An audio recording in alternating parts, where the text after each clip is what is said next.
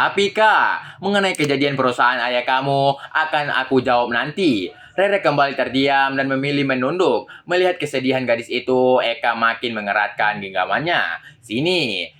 Kak. Rere terpekik dan merasakan lengan Eka telah menarik. Eka benar, ia menarik Rere agar bersandar memberikan kehangatan dan kekuatan buat gadis itu.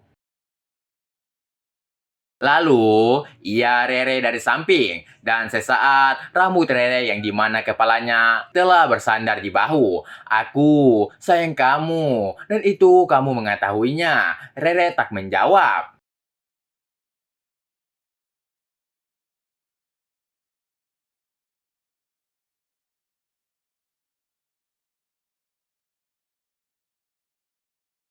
Aku sejak awal sudah mengatakannya ke kamu. Lagi jantung Rere berdetak kencang, berusaha menahan gejolak di dadanya.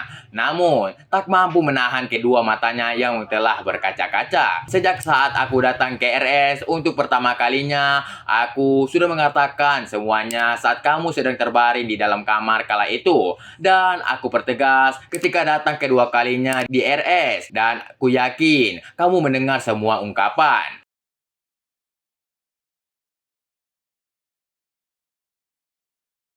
Eka menarik nafasnya dalam-dalam meski berat yang ia rasakan, namun ia ingin memastikan jika setelahnya Rere tak lagi berpikir negatif kepadanya. Tinggalkan pikiran-pikiran kamu yang negatif tentangku. Eka melanjutkan ucapannya dan tampak Rere menahan nafasnya untuk kesekian kalinya dan kini terdengar suara sesenggukan darinya.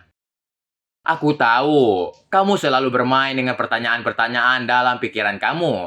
Lanjut Eka sambil mengusap lembut kepala gadis itu. Tapi percayalah, tidak semua yang kamu pikirkan benar adanya. Baik, mengenai perusahaan Sanjay Group yang telah aku akui sisi, mungkin akan aku jelaskan ketika waktunya telah tepat.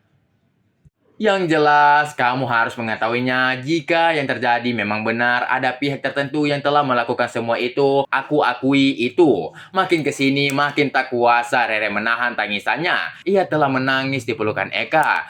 Tapi, tanamkan dalam otak kamu apa yang kami lakukan untuk membentuk kembali kejayaan Sanjaya di mata semua orang. Just it. Semua demi keseluruhan karyawan Sanjaya dan juga kalian sekeluarga.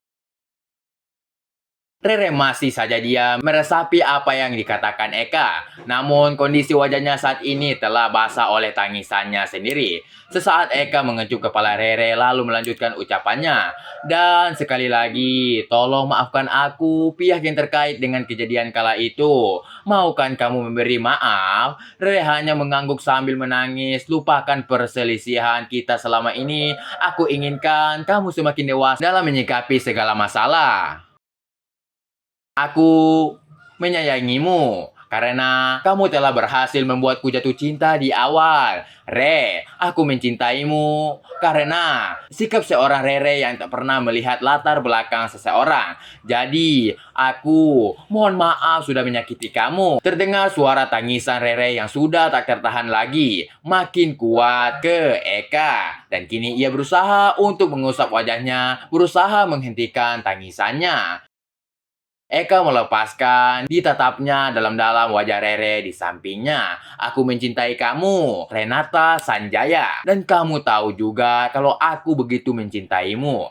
Kak, Rere minta maaf, kata Rere dengan linangan air mata. Tak sanggup lagi menahan di depan Eka, tak sanggup lagi untuk bersikap kuat di hadapan Eka. Inilah adanya dia yang selalu menunggu keterus-terangan dari pria itu.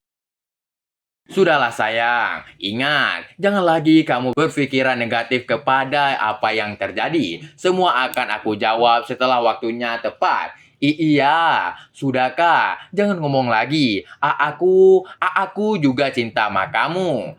Di Eka dengan penuh perasaan. Perasaan bahagia kini Rere rasakan. Kebahagiaan yang sangat sempurna apalagi ia mendengar dari Eka sendiri. Eka pun membalas Rere dengan penuh kasih sayang, membiarkan gadisnya menangis sejadi-jadinya di dalam.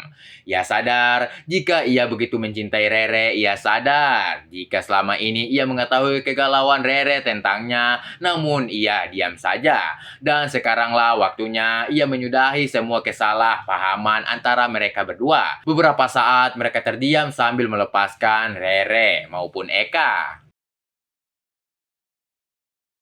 Dan sesekali Rere menoleh dan tersenyum penuh perasaan ke Eka. Lalu, tiba-tiba ponsel Eka berdering. Eka mengernyit sesaat, kemudian melirik layar ponselnya yang terletak di meja. "Siapakah?"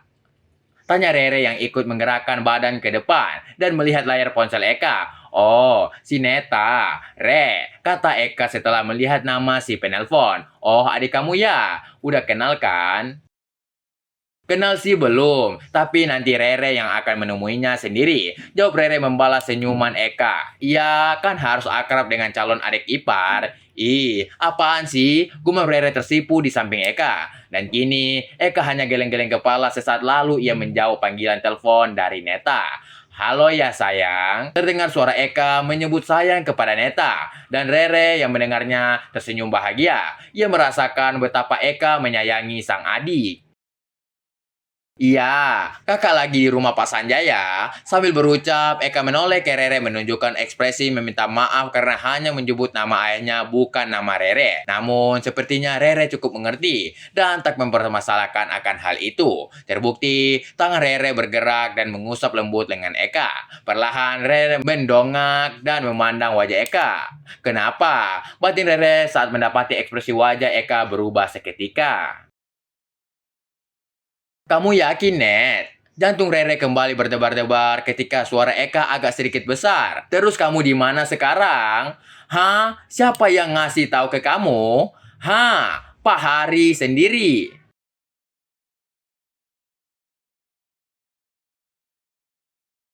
"Astaga. Oke oke, kakak akan bantu mencari tahu di mana keberadaan Melani." Mendengar itu, Rere terdiam. Perasaannya kembali berkecamuk setelah mendengar nama Melani disebut Eka. "Baik, kakak tutup sekarang." Apalagi melihat ekspresi Eka yang tiba-tiba khawatir terhadap Melani. Ada apa ini? Batin Rere saat ini. Namun, ia masih menunggu penjelasan dari Eka yang telah menutup telepon. Tampak Eka menarik nafas dalam-dalam, kemudian ia menoleh ke Rere. "Maaf, sepertinya aku harus pergi sekarang."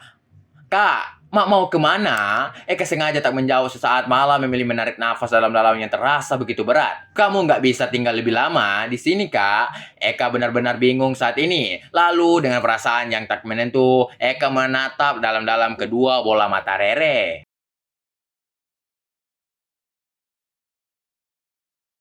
"Kamu percaya sama aku kan?" Rere tak menjawab, makin membuat Eka bingung. "Don't go, Kak," gumam Rere sambil menekan dengan Eka, seakan ingin menahan kepergian pria itu.